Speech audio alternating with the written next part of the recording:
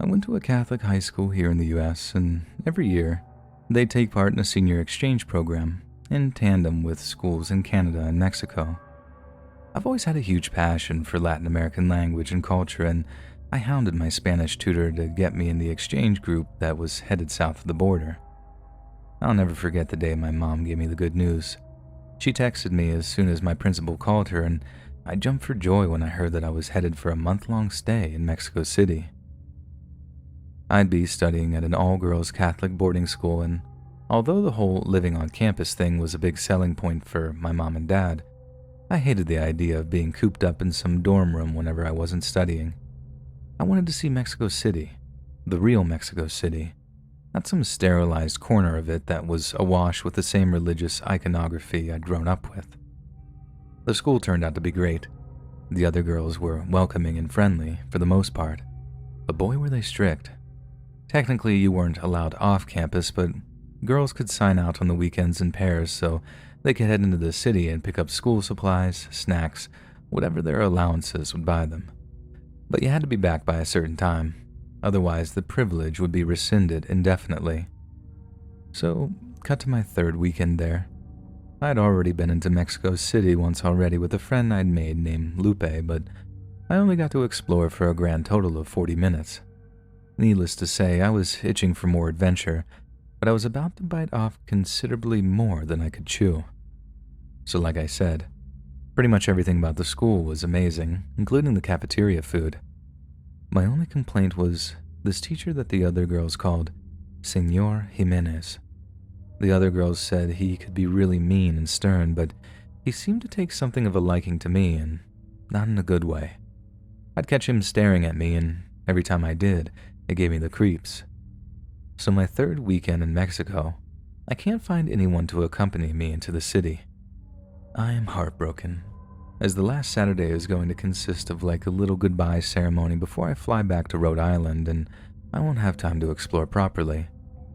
So for the first real time in my life, I actually consciously break the rules.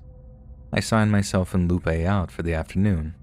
If you're reading this, I'm so sorry if I got you in trouble. And start heading towards the campus's main entrance and exit. Then right as I'm about to escape, I see Senor Jimenez coming the other way with a gloomy expression on his face. I refrain from making eye contact, hoping he'll leave me be and not ask questions. But as it turns out, that was far too much to ask.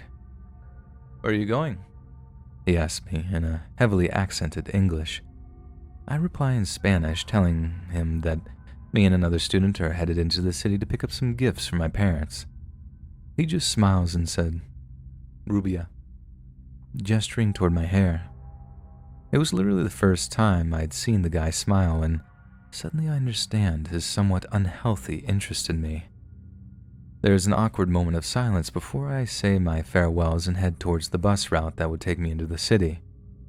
The whole time, I'm praying that none of my other teachers will notice me standing there. Granted, I only had a week of the exchange left, but I had no doubt that I'd be sent home early and in disgrace if I was found to be violating the sign-out system. But nope.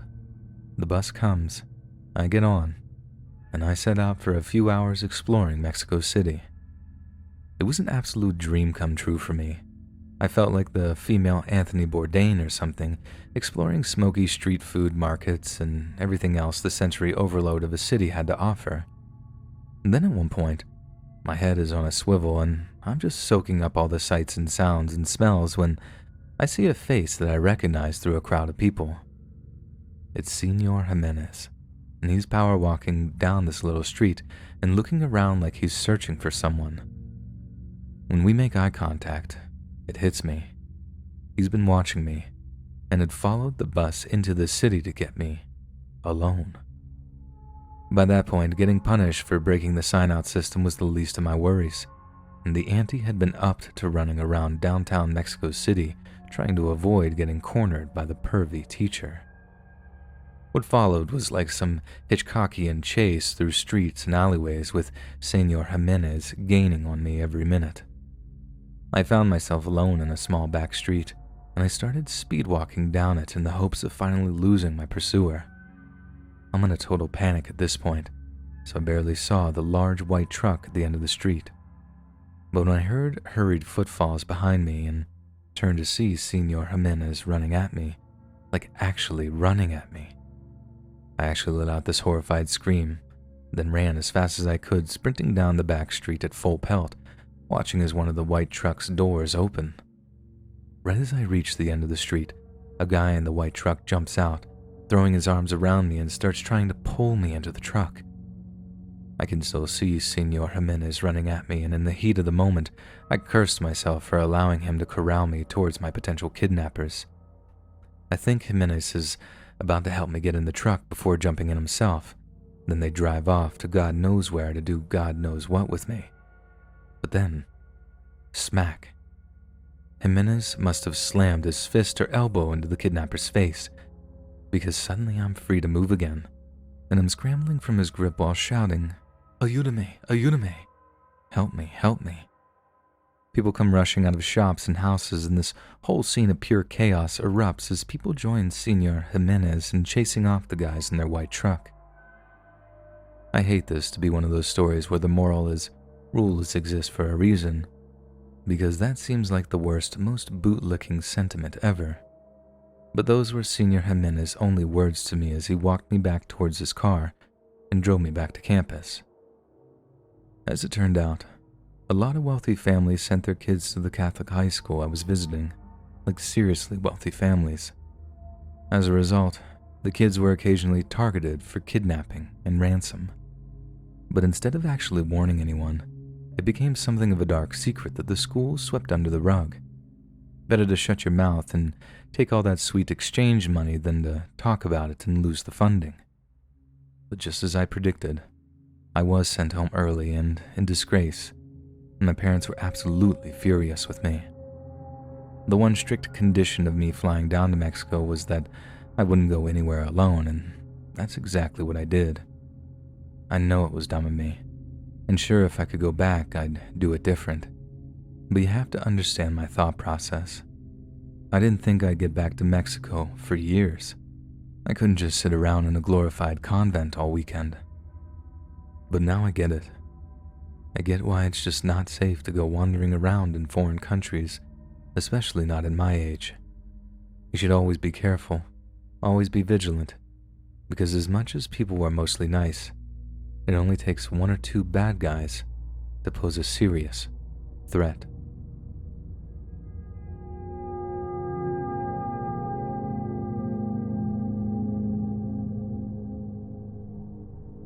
Back when I was in secondary school, the subject I hated the most definitely, was French. I absolutely loathed it, so naturally I was bad at it. And by the time the mock GCSE exams came around when I was 16, my French teacher's projected grade for me was pretty dire. So, my head of year, my parents, and my French teacher had a little chat and came up with a novel idea. I was going to live in France for a week. At the time, I honestly thought that they were mental. This Paris trip was a thing the school did every year, but it was usually the only top students in the various French classes who got to attend. You know, people who actually wanted to learn French. But as I found out, they also suggested that the less able students consider attending too, which is how my parents got that fateful phone call. Immersive learning, they called it. The idea being that living with a French family for a week would force us to improve our language skills. I hated the concept, but it's amazing how open-minded you can be when your mom and dad take away your Xbox and your TV, cut off your pocket money, and ban your mates from coming round. So, after a week or so of the great electronics embargo of 2004, I suddenly found myself considerably more persuadable.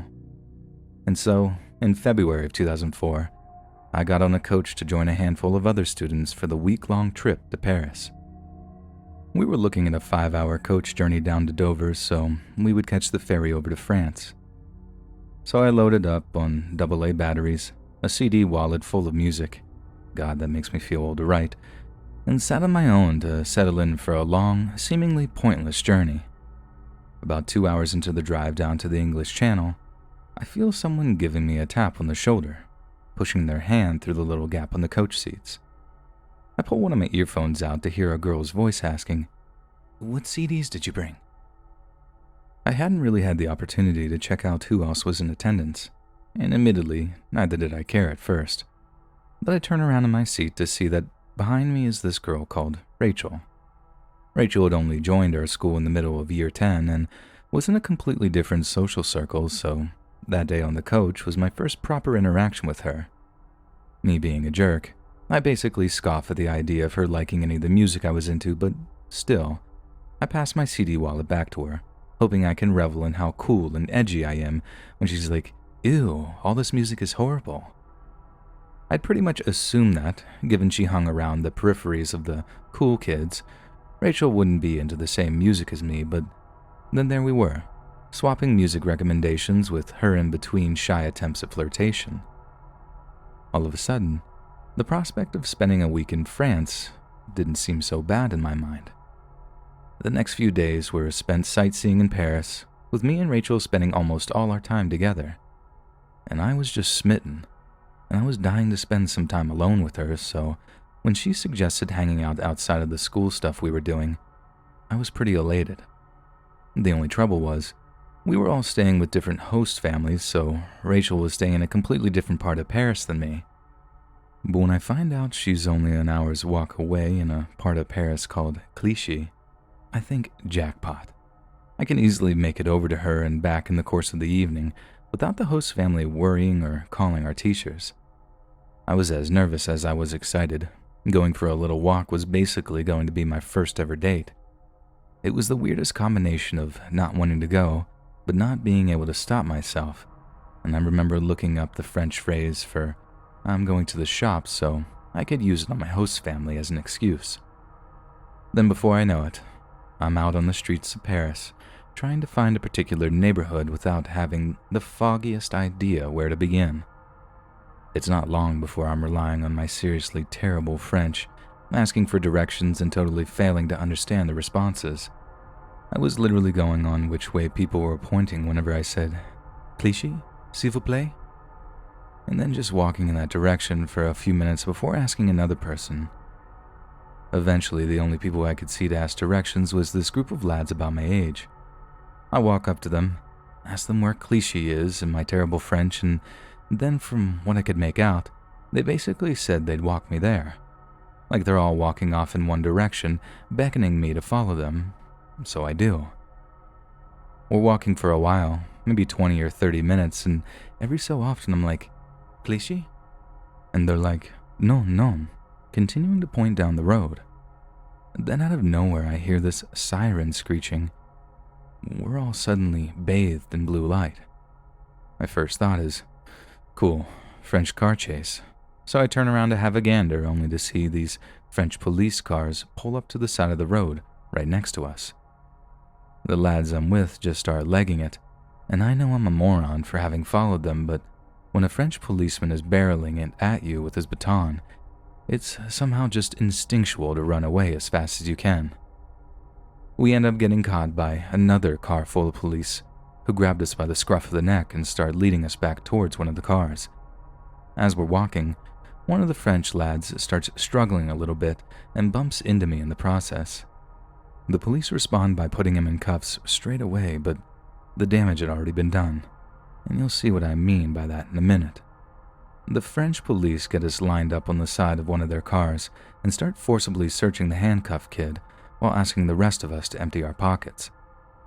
I had nothing to hide, and I would have gotten across that I was English much earlier, but every time I tried to speak, one of the officers would shout some phrase that I could only assume meant "shut up." I figured if I just kept quiet and let the police do their thing, eventually they'd find out that not was I not even a part of that little group of lads, but that I wasn't even French. I had this "I don't belong here, if I just go along with it I'll be fine" attitude, but unfortunately, that was not to be. When it came to be my turn to empty my pockets, the police watch as I take out my phone and my wallet, only as I'm pulling my wallet out, something else falls out with it, something that was most definitely not in my pocket before. One of the cops picked it up, sniffed it, and then said something in French. His partner immediately put me in cuffs, then led me away to the other car, the one that had originally chased us. I didn't say a word. I might have only been 16, but I knew what was in that bag, and I knew I was in a whole world of trouble because of it. The only question was, how did it get in my pocket in the first place? People have subsequently laughed this whole thing off, rolling their eyes and saying, "Oh yeah, sure, a bag of drugs just fell into your pocket." But I swear on my mom's life, that French kid slipped it into my pocket when he bumped into me. It's the only explanation I really have. Look at it this way. My goal was the romantic Parisian rendezvous with Rachel, and my French wasn't anywhere near proficient enough to actually buy anything illicit. That's on top of the fact that I simply didn't have the money to do so. But either way, I get taken down to some police station and frog marched up to their booking desk. When I get there, I get this little beacon of hope. All of a sudden, they care that I'm English, and they arrange for a translator. I think I'm off the hook. Finally, I can actually explain what happened, how it was all just some horrible mistake that had occurred because I was chasing a girl. "Oh, you little English rascal," I thought they'd say. "Away with you and keep your pee-pee in your trousers." But I was young, naive, and dumb as a rock, and they didn't give a toss where I was from. They wanted to charge me with possession of illegal substances with intent to supply. My jaw dropped when the translator explained what the connotations of that phrase meant. They were looking to charge me with something big, not some slap on the wrist for unlucky English boy. They wanted to lock me up. As you can imagine, I was absolutely bricking it. Just sitting there in the cell they put me in, thinking I'm never going to be able to go home. What was I thinking? Thinking all these apocalyptic thoughts while I waited hours for the police to get in touch with my host family, and by proxy, my teachers. They also got me this French public defender who was my absolute saving grace. This guy spoke English really well, and when he told me not to worry, that I'd never see a young offenders institution, I was so relieved that I cried when he left my cell. To this day, I'm not sure how he did it, and maybe it was just the idiot French police wanting to scare me, but he somehow managed to whittle down the prison time they were threatening me with to just deportation. I'd not be charged with a single thing, and I'd be able to freely travel back to France once I was 18, but for now, they wanted me out of the country, and it caused a huge drama back home. It was student-teacher meetings, parental punishments, and counselor sessions for months afterwards, and I had plenty of time for it all since I was suspended from school until the exams. I think for the most part, people believed me about the drugs, especially when I explained that it all happened because I was trying to see Rachel, who I ended up dating for 6 or 7 months afterwards. I think that's maybe what happened with the French police too. I was hardly some teenage Escobar, and prosecuting me would no doubt cause all manner of diplomatic shenanigans. All the nonsense that followed the arrest seriously sucked. For example, the school put it on my parents to pay for my flight home, and having to buy a ticket at such short notice was not cheap, so I had a debt to work off. But every time the grounding or the shouting or the punishment chores got too much, one thought kept my spirits up: that it was better to be home and work like a dog than being trapped in some foreign juvie where I didn't even speak the language.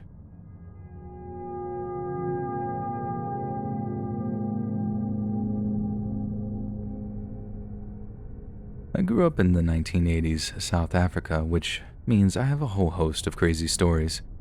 But perhaps the craziest doesn't even involve anyone from my country, rather a girl that came to stay with us for a few weeks one summer. My parents happened to be part of a Rotary, which, long story short, meant that they hosted students from all over the world. They'd stay with us for a few weeks, attend a local university, then head home. And every time they did, my parents got a nice little cash incentive for part of the program.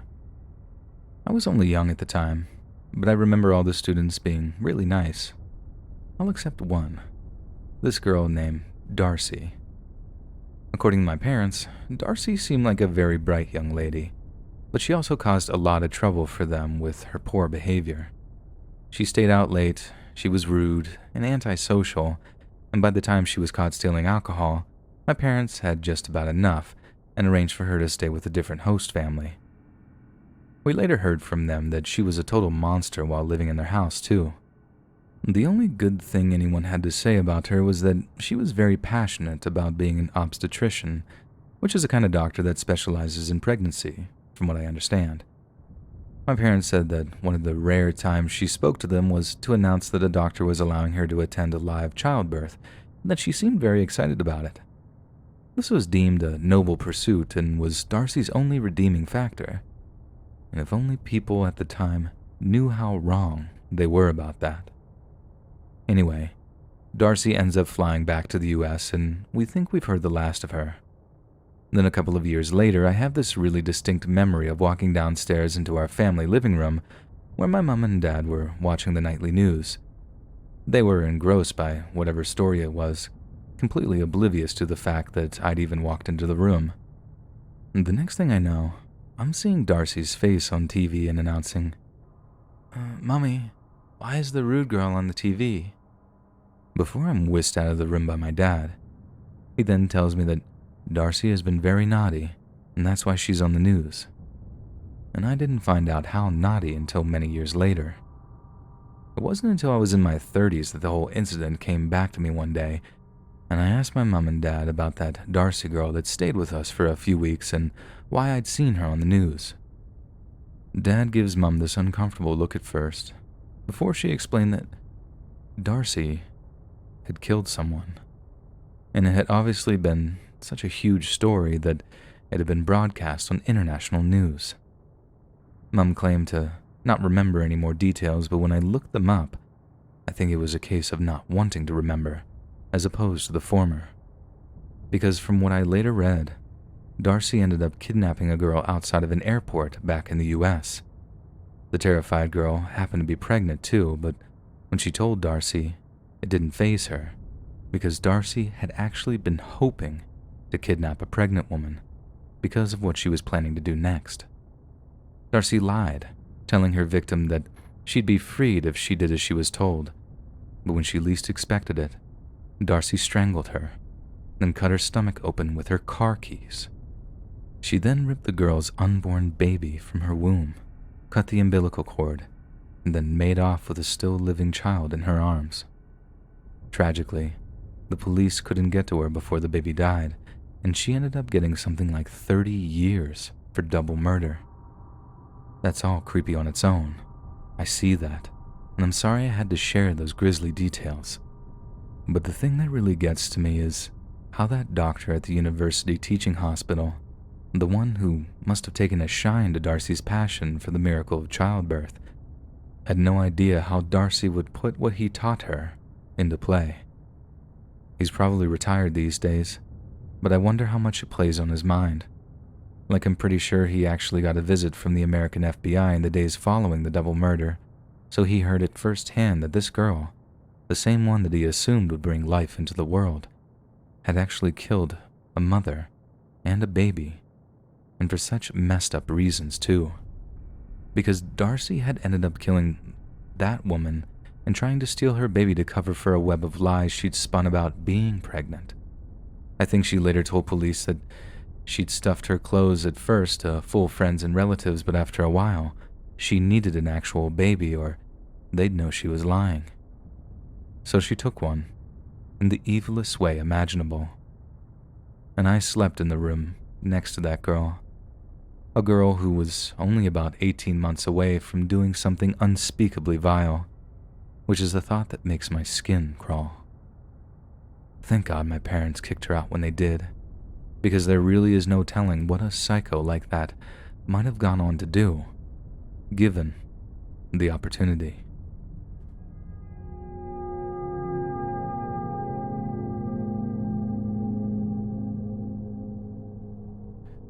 Back when I was in college, I had an option to study for a year at the university in Frankfurt an der Oder, Germany. Since I hadn't had the chance to see much of the world before then, I figured why not. I'd get to visit Europe, and the college would basically subsidize the whole thing, and opportunities like that tend to come once in a lifetime if you ask me.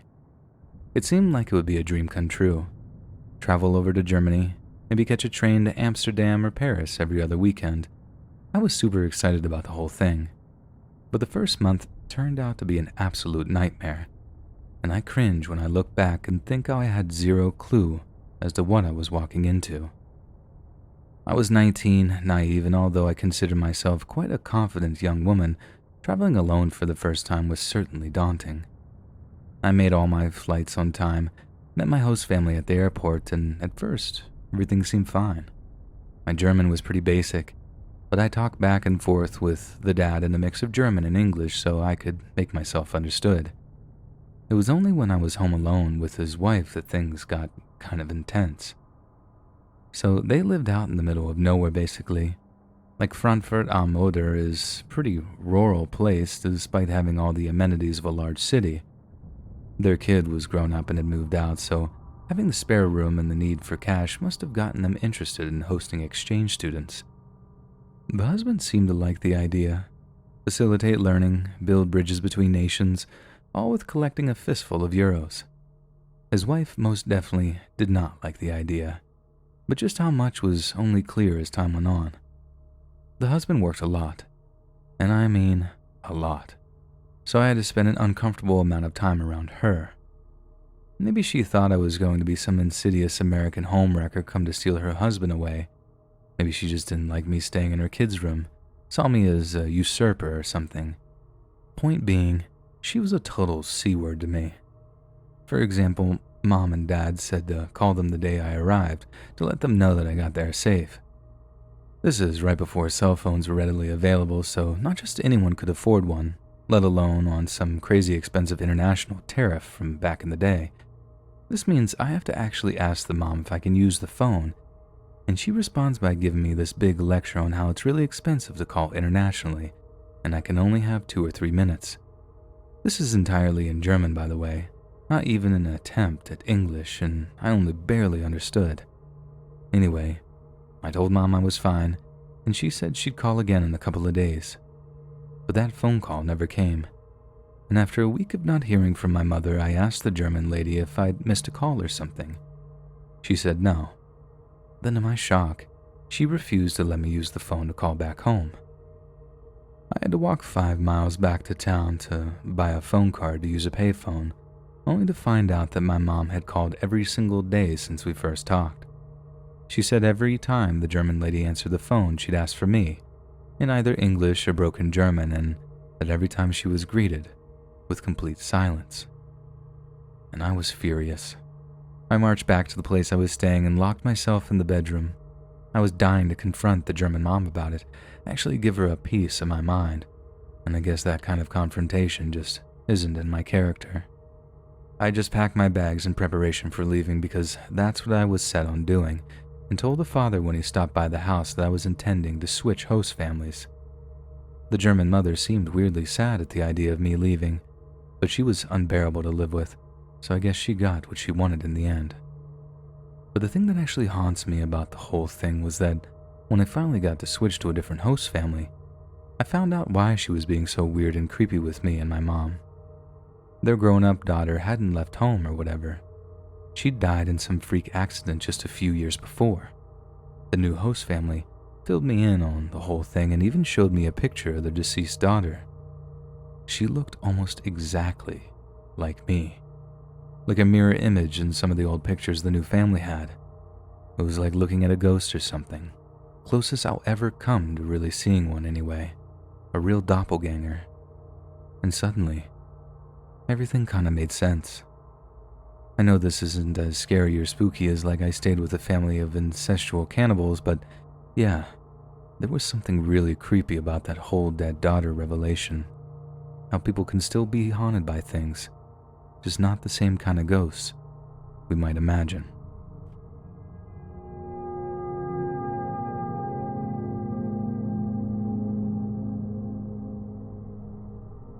Yingying Zhang was born in the Chinese city of Nanping on December 21st of 1990. From a young age, Zhang excelled academically and had ambitions of becoming a university professor. Naturally, she remained in higher education after she graduated from Sun Yat-sen University at the top of her class, going on to earn yet another degree from Peking University 3 years later. It was then that Zhang was given the opportunity to travel to the United States on an academic exchange and traveled to the University of Illinois in April of 2017 to conduct research on photosynthesis and crop productivity with the College of Agriculture, Consumer, and Environmental Sciences. Zhang had previously committed herself to returning to China to marry her long-term boyfriend, but quickly fell in love with American culture, and by June of 2017, she began to consider a permanent move to the United States. With this on her mind, Zhang wished to secure an apartment in Urbana, Illinois. So on June 9, 2017, she traveled by bus to an off-campus apartment complex where she was planning to sign a new apartment lease. Due to a busy afternoon, Zhang found that she was running a little late and sent a text message apology to the leasing agent at approximately 1:30 p.m., informing them that she would arrive at the rental property 10 minutes after their proposed meeting time. Champaign-Urbana Mass Transit District security footage shows her exiting the bus at exactly 1:52 p.m., where she then attempts to transfer to another bus. Yet because Zhang was on the incorrect side of the street for boarding, the bus did not stop after she attempted to flag it down. Zhang then briskly walks to yet another bus stop just a few blocks away, and at this point, there can be little doubt of the anxiety she must have been feeling at the prospect of missing her appointment. Moments later, as Zhang waited for her bus, CCTV footage shows that a black Saturn Astra drove past her just before 2 p.m., before circling back around and coming to a stop just a short distance away. The video then indicates that the driver either calls out or beckons to Zhang because she approaches the driver's side window and appears to engage them in conversation. Then, after about a minute, Zhang climbs into the passenger seat and the car drives off. At 2:40 p.m., almost an hour after they were due to meet, Zhang still hasn't arrived at the rental property, and the letting agent texted her to let her know that they'd have to postpone their meeting. And by 9 that night, with Zhang's friends having seen hide nor hair of her, an increasingly concerned associate professor contacted local law enforcement to report her missing. Over the days that followed, Urbana Police Department worked closely with specialist FBI agents to track Zhang's last movements, offering a reward of $10,000 for information leading to her recovery. Deeply moved by the disappearance of one of their own, the University of Illinois' large student body aided in scouting the local area, using social media to raise awareness and to coordinate guerrilla search efforts.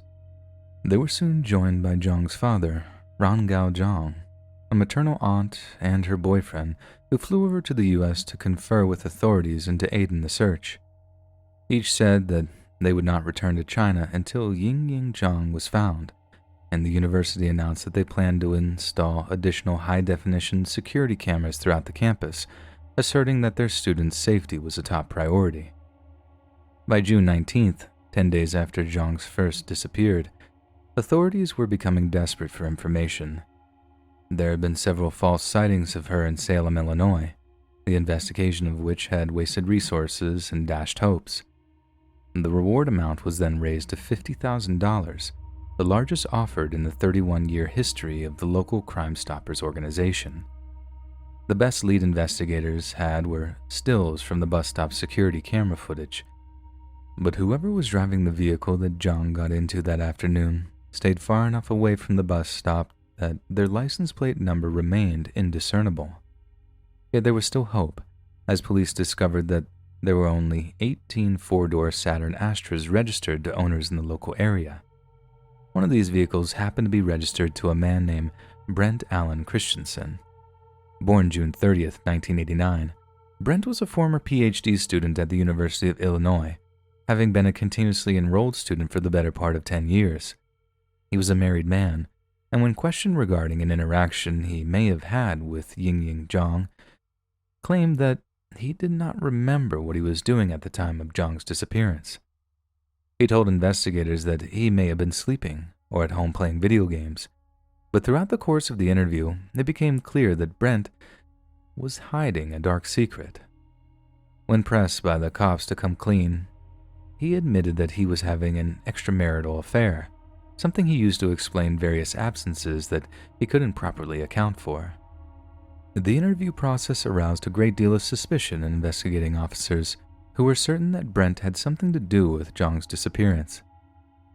It was on the back of such a hunch that they managed to secure a search of his vehicle, hoping to match it up with the one in the CCTV footage. Upon inspection, investigators observed that the car's sunroof was remarkably similar to the one on Christensen's car. They also noted that the car in the video had a cracked hubcap, and upon re-inspecting Christensen's car, found that it too had a cracked hubcap. Investigators also discovered that the passenger door of his car appeared to have been cleaned to a more diligent extent than the other vehicle's doors, which they said may be indicative of an attempt or effort to conceal or destroy evidence. It was unmistakably clear by this point that it was indeed Brent Christensen's car that Zhang got into, and that there were many things he hadn't told them about that day. During a more intense questioning session that took place on June 15th, Brent was pushed into admitting that he had given an Asian female a ride, but claimed that he had let her out of the vehicle after only a few blocks, after a wrong turn caused her to panic. This prompted FBI agents to take possession of Brent's computers and a cell phone before placing him under continuous surveillance in mid-June. In light of the accusations he was facing, the FBI also managed to convince Brent's mistress into wearing a listening device for them, talking her into it by claiming that at worst, it would only exonerate him if he proved innocent. But to her absolute shock, when confronted with the question regarding Zhang's disappearance, Brent began to brag that he had dragged Zhang back to his apartment against her will, that he was a serial killer, and how Zhang had been his 19th victim. Horrified by what they heard, the FBI rushed into action, and on June 30th, Brent was arrested and charged with felony kidnapping. The FBI noted that despite Christensen having no prior criminal record and no record of disciplinary problems at the university, he had used his cell phone to access a website called FetLife, visiting forums such as Abduction 101 before the alleged kidnapping. They also discovered that Christensen had attended a vigil held for Zhang on June 29th, where in a bizarre incident, he had described the characteristics of his ideal victim to his wife and had pointed out those in the crowd who matched them. Additionally, Christensen was recorded by his girlfriend saying that Zhang had resisted and fought with him, and he was also recorded threatening someone who then provided incriminating evidence to authorities. Then, at the beginning of his trial, despite insisting on his innocence and pleading not guilty to the initial charges of kidnap and murder, Brent confessed his guilt. He admitted posing as an undercover cop, using the ploy of a helpful police officer to trick Zhang into his car. He also admitted to attempting to abduct another graduate student by the name of Emily Hogan just a few weeks before. The court heard that after picking up Zhang later that morning and taking her back to his apartment, Brent choked, violated, and stabbed her in his bedroom before dragging her to his bathroom where he decapitated her. Brent then claimed that the day after he killed Zhang, he put Zhang's dismembered body in 3 separate garbage bags, which he then disposed of in the dumpster outside of his apartment.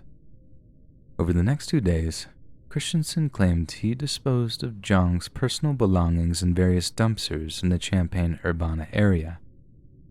The dumpster in which Christensen placed Zhang's remains was emptied 3 days later, and the contents taken to a private landfill in Vermilion County, compacted at least twice, spread over an area 50 yards wide and subsequently buried under 30 feet of garbage. It was a shocking admission, and the one that was only prompted by the threat of the death penalty. But even with the information given, it was unlikely that Zhang's remains would ever be recovered. On June 24, 2019, a jury took less than 2 hours to return a guilty verdict.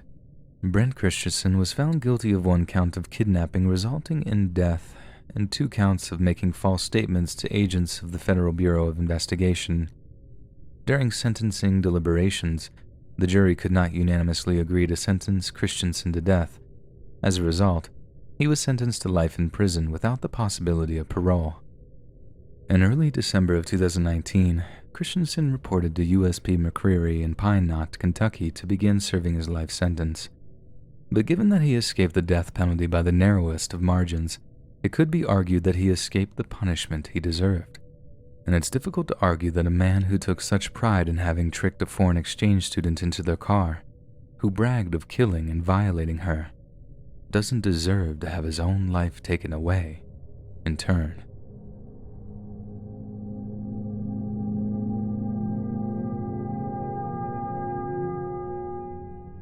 Born on the 28th of December 1985, Meredith Kircher was better known to her school friends as Mez. By all accounts, she was a very popular young woman, invariably described as caring, intelligent, and witty. Meredith was also extremely enthusiastic about Italian language and culture, falling in love with the country and its people after a family vacation when she was 15. When the time came for Meredith to choose a university course, she jumped at the chance to study European politics and Italian at the University of Leeds, mainly because the course would give her a chance to live and study in the Italian city of Perugia. Despite being a relatively small city of only 150,000 people, Perugia is rather well regarded as a bastion of art and culture. It's also something of a university town, where more than 25% of its population are registered as students, and much like Meredith, many are on some kind of study abroad program. In September of 2007, Meredith moved into a 4-bedroom ground-floor flat in a house at Via della Pergola. Her roommates were 2 Italian women in their late 20s, Filomena Ramonelli and Laura Mazzetti, as well as a 20-year-old American student who was also taking part in an exchange named Amanda Knox. Being native English speakers, Amanda and Meredith quickly formed an attachment and attended a series of concerts and festivals towards the end of 2007. It was at one of these concerts that the pair met 23-year-old computer science student Raffaele Sollecito, an Italian Harry Potter look-alike who Amanda began dating shortly afterwards. In Italy, the 1st of November is known as Tutti Santi, All Saints' Day, and is a national public holiday. This meant that all of Meredith's Italian roommates were out of town, having traveled home to visit their respective families, and since Amanda had a date with Raffaele that night, Meredith was only saved from a night alone by a dinner invitation from a group of English women who were vacationing in the area. At around 9 p.m., when the 4 women were done with dinner, Meredith began a short walk back to her apartment. The next morning, Amanda Knox arrived back at that apartment she shared with Meredith to find the front door wide open. At first, she was merely irritated by the lack of security, but since the place was quiet as the grave and Meredith didn't seem to be home, there was no one to complain to. It was only when she found blood in the bathroom that she and Meredith shared that Amanda began to worry. When she tried Meredith's bedroom door and found it locked, Amanda happened to notice that someone had used the Italian girl's bathroom, even though they were out of town, and whoever had done so had left like a mess. It was clear to Amanda that something strange was going on, and it made her so anxious that she called Raffaele and begged him to come over to the apartment. Then when he did so, it was Raffaele that noticed the broken window to the near of the property, something that Amanda had entirely failed to spot. Shortly afterward, Meredith's cell phone was found simply lying in the property's backyard, and it's at that point that Amanda finally decided to call the police. But to the couple's amazement, the police flat out refused to break down the door to Meredith's bedroom, and a mutual friend had to be called in to break into the room. Smashing the door from its hinges would certainly cost a fair bit to repair, but the peace of mind from knowing Amanda wasn't lying dead in her bedroom outweighed any monetary amount. Only once they had access to the girl's bedroom, Amanda and Raffaele found that their worst fears had come true. Lying on the tiled floor, covered in a blood-stained duvet, was the body of Meredith Kircher. A pathologist from Perugia's Forensic Sciences Institute released the findings of Kircher's autopsy to the public shortly following its completion. Her injuries consisted of 16 bruises and 7 cuts. Bruises on her nose, nostrils, mouth, and underneath her jaw were compatible with the hand being clamped over her mouth and nose. Forensic scientists interpreted the injuries, including some to Meredith's private region, as indicating an attempt to immobilize her during some kind of indecent assault. After analyzing the crime scene, as well as the circumstances in which Meredith was murdered, Detective Superintendent Monica Napoleoni told colleagues that the murderer was definitely not a burglar, and that apparent signs of a break-in were staged as a deliberate deception. She also argued that given Amanda Knox was the only occupant of the house who had been nearby on the night in question, she was the number one suspect in her friend's murder. In the police interviews that followed, Amanda was repeatedly questioned without the presence of a lawyer and was put under immense pressure until she made statements that police believed sufficiently incriminated her. Then, on November 6, 2007, Amanda was arrested and officially charged with the murder of the affable young British girl she had grown incredibly close to over such a short period of time. What followed was a living nightmare. Amanda was completely innocent of the crime she was being charged with, but this didn't stop a man named Fiorenzo Sarzanini authoring a best-selling true crime book about her. His work included events and accounts that had been completely fabricated by Sarzanini, things that overly sensationalized the events of the night of the murder, and essentially made the whole murder out to be the result of some deranged cult of eroticism. Amanda's lawyers later described the book's sole purpose as being to arouse the morbid fascination of its readers, and included an outrageous and dangerous amount of misinformation. Yet no matter how false its narrative was, the book saw a great deal of commercial success before court proceedings had even commenced, and the lewd theories invented by the hack author became the accepted version of events. American legal commentary Kendall Coffey was so outraged by the situation that she publicly stated, "In this country, we would say, with this kind of media exposure, you could not get a fair trial." So with a hideous amount of media spin looming large over the proceedings, the trial began on January 16, 2009, at which both Amanda and her boyfriend Raffaele pleaded not guilty. The prosecution painted a picture of events in which a furious Amanda had attacked Meredith over her refusal to join her in some kind of ménage à trois. She had ambushed Meredith in her bedroom, repeatedly smashing her head against a wall before she attempted to strangle her. They even suggested that Amanda had taunted Meredith by saying something to the effect of, "You acted the goody-goody so much. Now we're going to show you. Now you're going to be forced." To the horror of the assembled courtroom, the prosecution then outlined a scenario in which a third male was brought in to indecently assault and incapacitated Meredith Kircher, as part of some kind of obscene ritualistic assault. Once it was finished, Amanda took a kitchen knife and stabbed Meredith to death, before stealing her mobile phone and some money to make it look like a simple case of burglary gone wrong. It was a compelling story, so compelling that on December 5, 2009, an Italian jury pronounced Amanda and Raffaele guilty of murder, with the presiding judge then sentencing them both to 26 years in prison. The third person, the one who actually committed the indecent assault, was Rudy Guedi. Rudy had been born in the Ivory Coast but had lived in Perugia since he was 5 years old. His home life had been turbulent to say the least, with his school teachers and priests being more active in his upbringing than his own father.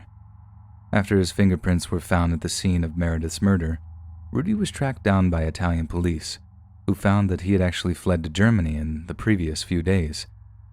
Given his obvious guilt, Germany allowed his extradition back to Perugia to stand trial. His connection to Amanda and Raffaele was the crux of the entire case, with the only supporting evidence of Raffaele being at the scene of the crime being purely circumstantial DNA evidence. But neither Amanda nor Raffaele had ever heard of him, despite the prosecution's assertions that they were associates.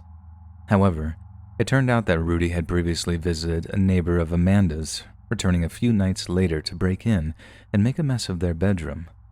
The bizarre incident was reported by the homeowner when questioned by police, who noted the similar dirty bathroom aspect of Meredith's murder. Despite Rudy's denials, the mountain of evidence against him led to swift conviction for murder and assault in October of 2008, and he was sentenced to 30 years imprisonment. But it took far too long for the Italian justice system to recognize the innocence of Amanda Knox and her Italian boyfriend. It wasn't until September 7th, 2015, that the Italian Court of Appeals published a full report citing glaring errors, investigative amnesia, and guilty omissions. The report stated that the prosecutors who won the original murder conviction failed to prove the whole truth to back up the scenario that Amanda and Raffaele killed Meredith, and as a result, they were fully acquitted of her murder. It was the end of almost 7 nightmarish years of lies, sensationalism, and defamation. Finally, Amanda Knox had cleared her name, but in the aftermath of such a miscarriage of justice coming to light, and Amanda being declared yet another victim in such a grisly, convoluted case, it's too easy to forget the real victim had been laid to rest years ago. The degree that Meredith would have received in 2009 was awarded posthumously by the University of Leeds, with her funeral being held on December 14, 2007, at Croydon Parish Church.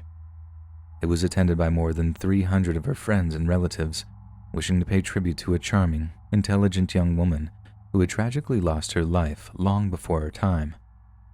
When she and Amanda had met in Perugia, becoming fast friends and attending events together, neither must have imagined the nightmarish fate that would await each of them.